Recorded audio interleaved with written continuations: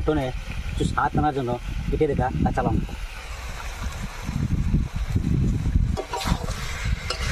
মাংসটা কষিয়ে নিয়েছি, এবার ঢাকা দিয়ে রাখবো।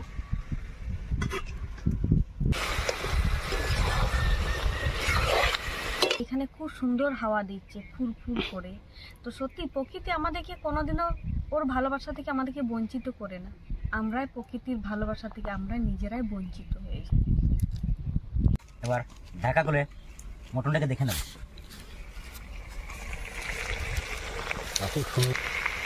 মটনটা সুন্দর কষানো হয়ে গেছে, এবার পরিমাণ মতো আমি ঝোল দেবো।